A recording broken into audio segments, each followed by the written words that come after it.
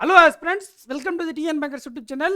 IOB உடைய எல்பிஓ exam 12 July. நம்ம already சொல்லியிருந்த டேட் தான், பட் இருந்தாலும் அஃபிஷியலி கன்ஃபார்ம்டு.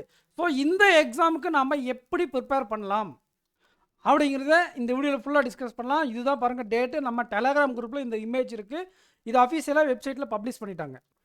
பர்டிகுலராக இந்த எல்பிஓ எக்ஸாமுக்கு எப்படி ப்ரிப்பேர் பண்ணலாம் அப்படிங்கிறத பார்க்கறதுக்கு முன்னாடி, கடைசி எக்ஸாமுக்கு 10 நாளைக்கு முன்னாடி எப்படி இருக்கணும், எந்த மாதிரி நம்ம லைஃப் ஸ்டைல் மெயின்டைன் பண்ணணும், எனர்ஜி எப்படி மெயின்டைன் பண்ணணும் அப்படின்னு நான் ஒரு வீடியோ போட்டிருக்கேன் நம்ம ஏகே லைஃப் ஸ்டைல் வீடியோவில் சேனலில். அதை ஃபுல்லாக பார்த்துருங்க. ஓகே, நம்ம வாங்க டீட்டெயிலாக இந்த கண்டென்ட்டுக்குள்ளே ஃபஸ்ட்டு போயிடலாம். கரண்ட் அஃபேர்ஸை பொறுத்தவரை நீங்கள் ஏப்ரல், மே, ஜூன் இந்த மாதத்தை டெப்த்தாக படிக்கணும். ஓகேங்களா, நல்லா சூப்பராக படிச்சிருங்க. ஜனவரி, பிப்ரவரி, மார்ச் மேலோட்டமாக ஏதாச்சும் ஒரு கேப்சூலில் படிச்சிருங்க. சார் நான் இன்றைக்கி தான் கரண்ட் அஃபேர்ஸை ஆரம்பிக்கிறேன் அப்படின்னா, ஜனவரிலேருந்து ஏப்ரல், ஜூன், மே எல்லாமே ஏப்ரல், மே, ஜூன் நீங்கள் ஃபஸ்ட்டு படிங்க. அதுவும் மேலோட்டமாக தான் படிக்கணும். எதில்? எக்ஸாம் மந்த்லி கேப்சூலில். அதுக்கப்புறம் டைம் இருந்தால் நீங்கள் மார்ச், பிப்ரவரி, ஜான்னு போங்க. ஓகேங்களா, புதுசாக படிக்கிறவங்க ஆல்ரெடி நீங்கள் நம்ம ஸ்ட்ராட்டஜியெல்லாம் ஃபாலோ பண்ணி ப்ரிப்பேர்டாக இருக்கீங்க அப்படின்னா, ஏப்ரல், மே, ஜூனுடைய பேங்கிங்கே தெளிவாக படிச்சிருங்க. அப்புறம் ஸ்கீம்ஸ், நேஷ்னல் தெளிவாக படிச்சிருங்க. மற்ற டாபிக்ஸ்லாம் கேப்சூலில் கூட படிச்சிருங்க, ஒன்றும் பிரச்சனை கிடையாது. ஓகேங்களா, எங்கே டீட்டெயிலாக கேட்பாங்கன்னா நேஷ்னல் ஸ்கீம் பேங்கிங் தான். அதை நீங்கள் தரவாக படிச்சிருக்கீங்களான்னு பாருங்கள், ஆல்ரெடி ப்ரிப்பேர் பண்ணுங்க. ஓகே, இப்போ தான் படிக்கிறவங்க கேப்சூலில் படிச்சுட்டு போயிருங்க. ஓகேங்களா, ஆம்பிசியஸ் பாபா கேப்சூல் கூட யூஸ்ஃபுல்லாக இருக்கும் லாஸ்ட் மினிட் படிக்கிறவங்களுக்கு. ஓகே, ஆப்டிடியூடில் சார் நான் என்ன பண்ணணும் அப்படின்னு கேட்டிங்கன்னா, டிஐ டிஐ டிஐ நல்லா படிங்க. ஓகேங்களா, ஏன் இத்தனை தடவை சொல்கிறேன்னா, டிஐயில் நீங்கள் ஒரு சில இடத்துல ஸ்ட்ரக் ஆக வாய்ப்பு இருக்குது. நம்ம எக்ஸாம் ரெடியில் ஒரு 31 கொஷின் கொடுத்துருக்கோம். ஓகேங்களா, கேம் சேஞ்சர் அப்படின்ட்டு அதை நீங்கள் ப்ராக்டிஸ் பண்ணுங்கள் நல்லா.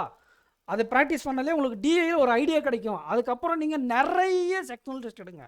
Aptitude PO, IBPS PO, SBI பிஓடைய செக்ஷனல் டெஸ்ட்டு நிறையா எவ்வளோ முடியுமோ அவ்வளோ செக்ஷனல் டெஸ்ட் எடுங்க. அதில் டிஐ தான் உங்களுக்கு குறைஞ்சது ஒவ்வொரு செட்லேயும் 2 இருக்கும். அதை நீங்கள் நல்லா சால்வ் பண்ணிட்டு வந்துடுங்க. After that game changer. ஓகேங்களா, உங்களுக்கு அந்த டிஐயில் அந்த பூஸ்ட், கான்ஃபிடன்ஸ், ஸ்பீடு, எபிலிட்டி, இந்த ஃப்ளோ எல்லாமே கிடைச்சிரும். அதுக்கப்புறம் நீங்கள் எக்ஸாமில் நல்லா பர்ஃபார்ம் பண்ணலாம். ஓகேங்களா, அடுத்த முக்கியமான விஷயம் அர்த்தமெட்டிக் டாபிக். அர்த்தமெட்டிக் டாப்பிக்கை எல்லா டாப்பிக்கும் நீங்கள் படிக்கணும் அப்படின்னு நம்ம சொல்லியிருந்தோம்.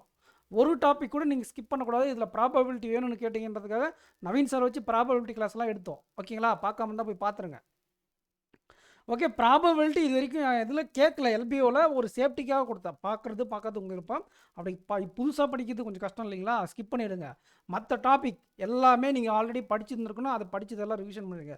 அப்படி படிக்கலையா, அந்த டாப்பிக்கில் என்ன பேசிக்ஸ் இருக்குதுன்னு இன்றைக்கி நாளைக்கு இந்த 3 நாளுக்குள்ளே முடிச்சிருங்க. இந்த 3 டேஸ்க்குள்ளே எந்த பேசிக்ஸ் நீங்கள் ப்ரிப்பேர் பண்ணாமல் இருந்தாலும் முடிச்சிடுங்க. அதுக்கப்புறம் ப்ராக்டிஸ் தான். ஆல்ரெடி நீங்கள் கம்ப்ளீட் பண்ணியிருந்தீங்களா, இப்போயே ப்ராக்டிஸ் ஸ்டார்ட் பண்ணிடுங்க.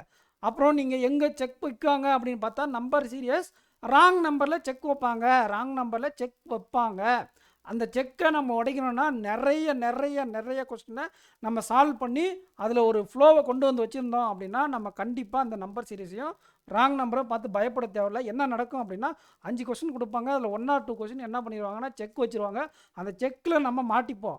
ஒன்று நீங்கள் அதை ஸ்கிப் பண்ண தெரிஞ்சிருக்கணும், இல்லைனா எல்லா லாஜிக்கும் அந்த நம்பர் சீரியஸ்லும் ராங் நம்பரில் இருக்கக்கூடிய எல்லா விதமான லாஜிக்ஸும் உங்களுக்கு தெரிஞ்சால் ஈஸியாக கிளியர் பண்ணிடுவீங்க. இல்லை பர்டிகுலராக குறிப்பிட்ட அளவுக்கு ப்ராக்டிஸ் இருந்துச்சுன்னா உங்களுக்கு அந்த ஃப்ளோ கிடச்சி நீங்கள் கண்டிப்பாக அந்த நம்பர் சீரியஸை கிராக் பண்ணிடுவீங்க. உங்களுக்கு என்ன ப்ராக்டிஸ் இல்லாத போது அங்கே செக் வைப்பாங்க. அப்போ அதை ஸ்கிப் பண்ண கற்றுக்கணும். அப்படி இல்லைனா ஸ்கிப் பண்ணிவிட்டு வந்து லாஸ்ட் அட்டம் பண்ணணும். 3வது விஷயம், நீங்கள் ஆல்ரெடி நல்லா ப்ராக்டிஸ் பண்ணி வச்சுருந்தீங்கன்னா நம்பர் ஈஸியாக போட்டுடலாம். இந்த 3ல் எதனா ஒன்று தான் இருக்கும். அது 3மே நல்ல ஐடியா தான். பட் அதை ஃபாலோ பண்ணுறீங்களா, இல்லை அந்த கொஸ்டின்லேயே உட்காந்து டைம் வேஸ்ட் பண்ணி நீங்கள் கொஸ்டினை கம்ப்ளீட் பண்ணாமல் வெளியே வந்து எக்ஸாம் கிளியர் பண்ணாமல் போகிறீங்களா அப்படிங்கிறது உங்களோட விருப்பம். நான் சொல்கிறத சொல்லிட்டேன். நீங்கள் நம்பர் சீரிஸ் தான் அங்கே வந்து கேம் சேஞ்சராக இருக்கும் ஆப்டிடியூட் செக்ஷனில். ஓகேங்களா, நம்பர் சீரிஸ்னால் கூட பரவாயில்ல, ராங் நம்பர்லாம் கொஞ்சம் கிரிட்டிக்கலாக இருக்கும். யோசிச்சு போடணும். நல்லா ப்ராக்டிஸ் பண்ணிக்கிறீங்களா, பிரச்சனை கிடையாது, ப்ராக்டிஸ் பண்ணிக்கோங்க. அப்ராக்சிமேஷன், குவாட்ரடிக் ஈக்குவேஷன்லாம் ஒரு நார்மலாக தான் இருக்கும், வந்தால் கூட நார்மலாக தான் இருக்கும். இங்கே அதிகமான கான்ட்ரிபியூஷன் டிஐக்கு தான் இருக்கும். நம்ம கவர் பண்ணாத டாபிக் அப்படின்னா அர்த்தமெட்டிக்கில் சில டாபிக்ஸ் கவர் பண்ணாமல் இருப்போம். அதை கவர் பண்ணிக்கோங்க. இந்த 2-3 நாளுக்குள்ளே முடிஞ்ச வரை கவர் பண்ணிடுங்க. அதுக்கப்புறம் ப்ராக்டிஸ் பண்ணிக்கோங்க. Number serious, approximation, quadratic equation நார்மலாக தான் இருக்கும். ராங் நம்பர் வந்தால் மட்டும் நமக்கு செக் வச்சுருவாங்க. அது நீங்கள் பார்த்து உஷாராக இருந்துக்கோங்க. ஓகேங்களா, ஏன்னா மல்டிபிள் ஷிஃப்ட்ஸ் எக்ஸாம் நடந்துச்சுன்னா உங்களுக்கு ஒரு ஷிஃப்ட்டு ராங் நம்பர் இருக்குது, ஒரு ஷிஃப்ட்டுக்கு அப்ராக்சிமேஷன் கேட்டிருப்பாங்க. அந்த ராங் நம்பரில் இருக்கிறவங்க இந்த ராங் நம்பருக்காக உங்களுக்கு நார்மலைசேஷன் மார்க் கிடைச்சாலையும் அதை நீங்கள் அட்டன் பண்ண போய் நீங்கள் டைம் வேஸ்ட் பண்ணி வேறு கொஸ்டின்ஸ் அட்டன் பண்ண மாட்டீங்கன்னா உங்களுக்கு நெகட்டிவாக போயிடும். அந்த ஸ்கிப் அப்படிங்கிற ஒரு டூலை எப்பவுமே கையில் வச்சுக்கோங்க. அப்படி இல்லைனா கான்செப்டில் தரவாக கிளியர் ஆயிருங்க. அடுத்த செக்ஷன் இங்கிலீஷில் நான் என்ன தான் சார் பண்ணுறது, எனக்கு மார்க்கே வரமாட்டுது சார் அப்படின்னா நீங்கள் இந்த இங்கிலீஷில் ஃபுல் அட்டன் பண்ண எல்லா பாசிபிலிட்டி இருக்குது. இதுவரை நடந்த எல்லா எல்பிஓ எக்ஸாம்லையும் நான் வந்து ஃபுல் அட்டன் பண்ணிட்டேன். நிறைய aspirants, senior aspirants full attend தான் பண்ணியிருக்காங்க. ஏன்னா கொஸ்டின் ஈஸி, டைம் அதிகம். ஓகேங்களா? அப்போ நீங்கள் என்ன பண்ணலாம் அப்படின்னு பார்த்தீங்கன்னா உங்களுடைய அக்யூரேசி தான் அங்கே பிரச்சனை. எல்லா கொஸ்டின் நம்ம போட்டுடலாம், எல்லாமே ரைட் ஆகிடுமா? கிடையாது இல்லையா? அந்த அக்யூரேசி தான் பிரச்சனை. அந்த அக்யூரேசியில் எந்த டாப்பிக்கில் அக்யூரேசி அதிகம் அப்படிங்கிற அவேர்னஸ் உங்களுக்கு இருக்கணும். மேட்ச் த காலம், வேர்ட் ஸ்வாப், சென்டென்ஸ் ரீஅரேஞ்ச்மெண்ட், இந்த 3மே 100% அக்யூரேஸாக போடக்கூடிய பாசிபிலிட்டி இருக்குது. அதை நீங்கள் ஃபஸ்ட் அட்டன் பண்ணுங்கள். அதுக்கப்புறம் பேராஜம்பிளில் ட்ரை பண்ணுங்கள். சென்டென்ஸ் அரேஞ்ச்மெண்ட் இல்லைனா பேராஜம்பிள் இருக்கும், அதை ட்ரை பண்ணுங்கள். அது உங்களுக்கு ஆன்சர் கிடைக்கலன்னா ஃபஸ்ட் அண்ட் லாஸ்ட் மட்டும் ட்ரை பண்ணிட்டு போயிருங்க. ஆர்சி, கிளாஸ் டெஸ்ட், ஃபில்லர் இதெல்லாம் நீங்கள் ட்ரை பண்ணலாம், நல்ல அக்யூரேசி இருக்கும். கிராமரை பொறுத்தவரை நீங்கள் இது ரொம்ப நல்லா ப்ராக்டிஸ் பண்ணி எல்லா நாலேஜும் தெரிஞ்சு எல்லா ரூல்ஸும் தெரிஞ்சு உங்களுக்கு பர்ஃபெக்டாக உங்களுக்கு கிராமர் யூட்டிலைஸ் பண்ண தெரிஞ்சிருக்கு அப்படின்னா கிராமர் ஃபஸ்ட் அட்டன் பண்ணால் உங்களுக்கு டைம், இது ஸ்பீட் மேக்ஸ் சிம்பிளிஃபிகேஷன் மாதிரி, இது கொஞ்சம் டைமில் நிறைய கொஸ்டின் அட்டன் பண்ணிடலாம். ஆனால் இது வந்து அக்யூரஸியும் போயிடும் உங்களுக்கு. சப்போஸ் நீங்கள் எல்லாமே கரெக்டுன்ற மாதிரி இருக்கும், ஆனால் பார்த்தா தப்புன்னு வந்து நமக்கு ரிசல்ட்டில் வரும். ஓகேங்களா? இது நடந்திருக்கு எனக்கு ஒரு எக்ஸாமில் நல்ல மார்க் வந்துருக்கு, ஒரு எக்ஸாமில் தெரியாது நமக்கு நம்ம போகிறது கரெக்டாக தப்பா அப்படிங்கிற 100% ஷூராக சொல்ல முடியாது. சிஏ மாதிரி தான் இது. ஓகேங்களா? 100% சிஏல ஒரு சில இதெல்லாம் குத்துவோம் தெரியுங்களா? அந்த மாதிரி 100% ஷூராக தெரியாது அப்படிங்கிறது கிராமர் தான். ஓகேங்களா? அப்போ அந்த கிராமர் உங்களுக்கு நாலேஜ் தகுந்த மாதிரி ஃபஸ்ட்டாக லாஸ்ட்டாக வச்சுக்கோங்க. மற்றபடி இந்த match the column, words of, sentence arrangement, para jumble, RC, cloze, ஃபில்லர்லாம் விட்டு தள்ளுங்க. ஓகேங்களா? அதில் எது ஃபஸ்ட் அட்டன் பண்ணணும், எது கஷ்டம் கடைசி அட்டன் பண்ணணுன்றதை ப்ராக்டிஸ் பண்ணி வச்சுருக்கணும். ஆர்சியில் இன்டைரக்ட் கொஸ்டினை கடைசி அட்டன் பண்ணணும். பேராஜம்பிள் கஷ்டமாக இருந்தால் ஃபஸ்ட் அண்ட் லாஸ்ட் சென்டென்ஸ் மட்டும் கண்டுபிடிச்சி பேராஜம்பிளையும் கொஞ்சம் லேட்டராக அட்டன் பண்ணுறது benefit. If it was tough, if it was easy, para jumble crack பண்ணால் ஆல்மோஸ்ட் உங்களோட இங்கிலீஷ் நல்ல ஸ்கோருக்கு வந்துடும். ஓகேங்களா? ஸோ அடுத்த செக்ஷன் ரொம்ப ஈஸி ரீசனிங். ஆனால் இங்கேயும் செக் இருக்குது. 3 இடத்துல செக் வைப்பாங்க. இன்புட் அவுட்புட்டில் செக்கெல்லாம் வைக்க மாட்டாங்க, ஈஸியாக கிராக் பண்ணிடலாம், அட்டன் பண்ணிடலாம். ஆனால் எவ்வளோ நேரத்தில் நீங்கள் அந்த சம்மை சால்வ் பண்ணீங்க அப்படிங்கிறது அங்கே முக்கியம். எவ்வளோ நேரம், 5 நிமிஷமா, 10 நிமிஷமா, இல்லை 15 நிமிஷமா, 20 நிமிஷமா, 15 நிமிஷமெல்லாம் எடுத்துருக்காங்க நிறைய பேர் போன டைம் எல்பிஓவில். அப்போ என்ன ஆயிடுச்சுன்னா மற்ற இடத்துல நீங்கள் வேறு கொஸ்டின் அட்டன் பண்ண முடியாத ஒரு சூழ்நிலையை இந்த இன்புட் அவுட்புட் கிரியேட் பண்ணிடும். அதனால இது ப்ராக்டிஸ் பண்ணிக்கோங்க நல்லா. உங்களுக்கு அங்கே தெரிஞ்ச கான்செப்ட் தான் கண்டிப்பாக வரும், எனக்கு தெரியும். ஆனால் அது எப்படி குயிக்காக சால்வ் பண்ணும் அப்படிங்கிற அப்ரோச் உங்களுக்கு தெரிஞ்சிருக்கணும். அதை நீங்கள் ப்ராக்டிஸும் பண்ணிக்கணும். தெரிஞ்சுதான் மட்டும் பார்த்தாது, நீங்கள் அதை ப்ராக்டிஸ் பண்ணியிருந்தால் மட்டும்தான் உங்களால் எக்ஸாமில் இம்ப்ளிமெண்ட் பண்ண முடியும். அதனால் இன்புட் அவுட்புட்டை ப்ராக்டிஸ் பண்ணுங்கள். வீடியோ பாருங்கள், ப்ராக்டிஸ் பண்ணுங்கள். அந்த கான்செப்ட் தெரிஞ்சிருக்கிறது ரொம்ப முக்கியம். அதே சமயம் உங்களுக்கு அதை நீங்கள் ப்ராக்டிஸ் பண்ணி அதை எழுதி வேகமாக எப்படி எழுதுறது அப்படிங்கிற நாலேஜும் இருக்கணும். அந்த அப்ரோச்சும் உங்களுக்கு தெரிஞ்சிருக்கணும். 3மே இருந்தால் மட்டும்தான் கண்டிப்பாக இன்புட் அவுட்புட்டில் குறைஞ்ச டைமில் அதிகமான மார்க்கும் உங்களால் எடுக்க முடியும். புரிஞ்சுதுங்களா? அடுத்த செக் எங்கே வைப்பாங்கன்னா பிளட் ரிலேஷனில் வைப்பாங்கன்னா பிளட் ரிலேஷன் தான் வைப்பாங்க. என்ன பண்ணிடுவாங்கன்னா அவங்க வைக்கலாம் மாட்டாங்க, நம்மளே தப்பாக புரிஞ்சுப்போம், நம்மளே தப்பாக அண்டர்ஸ்டாண்ட் பண்ணிப்போம், நம்மளே மிஸ்டேக் பண்ணிடுவோம். அங்கே என்ன நடக்கும் அப்படின்னா டைம் கன்சியூமிங் ஆகிடும். அப்போ இது வந்து எல்லாருக்குமே நடக்குமானா கிடையாது. பிகினர்ஸ்க்கு இந்த பிரச்சனை இருக்கும். பிளட் ரிலேஷனாலே பிகினர்ஸ் கொஞ்ச நாளைக்கு பிரச்சனை இருக்கும். அதை ஒன்றும் கவலைப்படாதீங்க, போக போக உங்களுக்கு வந்துடும். ஆனால் சீனியர் ஆஸ்பிரண்ட்ஸு இன்னும் அந்த பிகினராக இருக்கும்போது அது என்ன பேனிக்னு சொல்லுவாங்க இல்லைங்களா, அந்த அதிர்ச்சி இன்னும் இவங்களுக்கு தொடரும். பிகினராக இருக்கும்போது 2-3 எக்ஸாம்பிள் அடி வாங்கியிருப்பானுங்க. இன்றைக்கி வரையும் பிளட் ரிலேஷனை பார்த்து நம்ம பயப்படுவோம். நான் வந்து 2-3 வருஷம் எனக்கு அந்த பயம் இருந்துச்சு. அப்புறம் நான் நிறையா கொஸ்டின் சால்வ் பண்ண போகிறேன், அது போயிடுச்சு. ஸோ பிளட் ரிலேஷனை பொறுத்தவரை அந்த கேர்ஃபுல்லாக இருக்கணும். பயம் போனாலையும் அந்த ட்ராப் எனக்கும் சூட்டபிள் தான். எவ்வளோ பெரிய ரீசனிங் புரியாதனாலையும் ஒழுங்காக அங்கே ரீட் பண்ணல அப்படின்னா அங்கே பிளட் ரிலேஷனில் கண்டிப்பாக அடி வாங்கும். அப்போ நீங்கள் கரெக்டாக ஒரு கான்சியஸாக பிளட் ரிலேஷன் அப்ரோச் பண்ணணும். இன்புட் அவுட்புட்டை பர்ஃபெக்டான டைமில் கம்ப்ளீட் பண்ண நீங்கள் ட்ரை பண்ணணும்.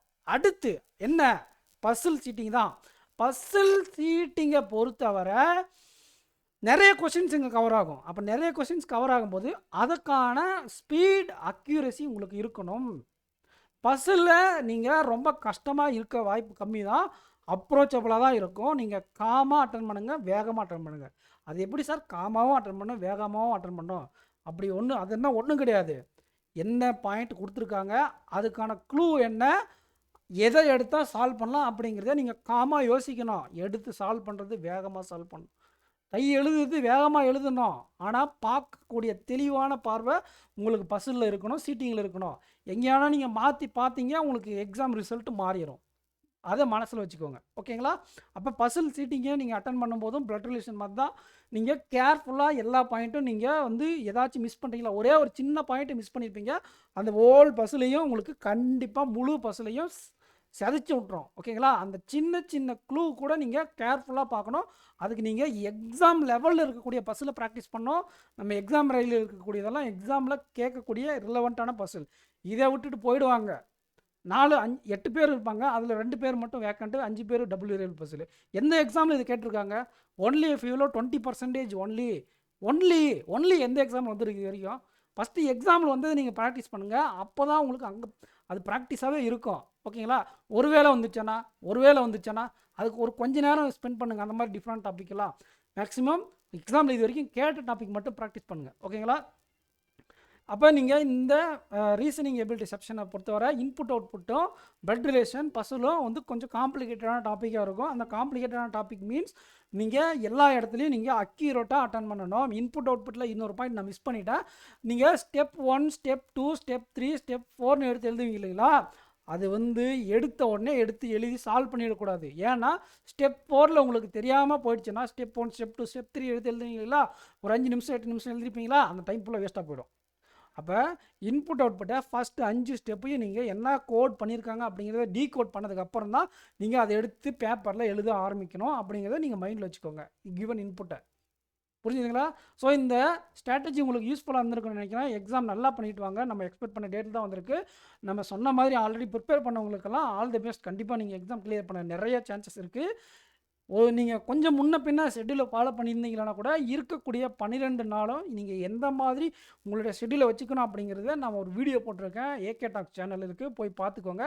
உங்களுடைய லைஃப் ஸ்டைல் எப்படி இருக்கணும், எந்த மாதிரி நீங்கள் சொந்தக்காரங்கிட்டலாம் கொஞ்சம் அவாய்ட் பண்ணிடுங்க, கொலை போட்டுருவாங்க. ஓகேங்களா? ஸோ இந்த வீடியோக்கு லைக் பண்ணிக்கோங்க, உங்கள் ஃப்ரெண்ட்ஸுக்கு நம்ம சேனலை ஷேர் பண்ணுங்கள்.